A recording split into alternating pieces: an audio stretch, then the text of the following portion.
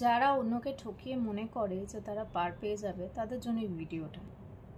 আচ্ছা, তোমরা কি সত্যিই মনে করো যে তোমরা কারোকে ঠকিয়ে পার পেতে পারো?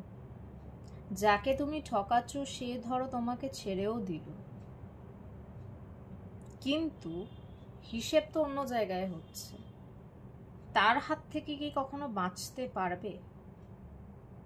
আমার তো মনে হয় না, কেউ পারেনি, আমরাও পারবো না।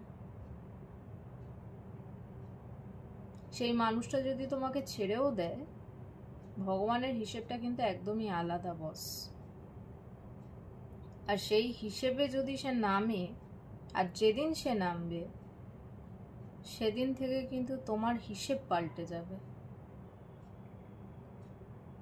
তাই যদি কখনো মনে হয় না কারোকে ঠকাবো, যেভাবেই হোক, যে পরিস্থিতিতেই হোক, সে কাজটা করো না।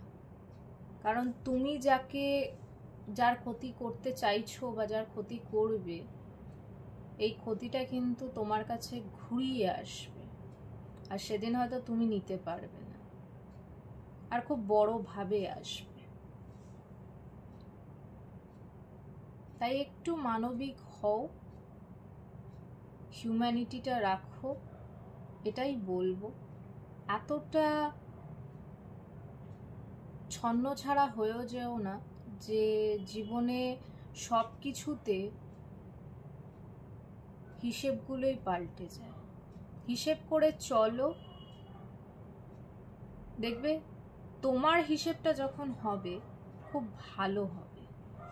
আর হিসেবে যদি ভুল করো তাহলে তোমার হিসেবটাও কিন্তু খুব মারাত্মক হবে।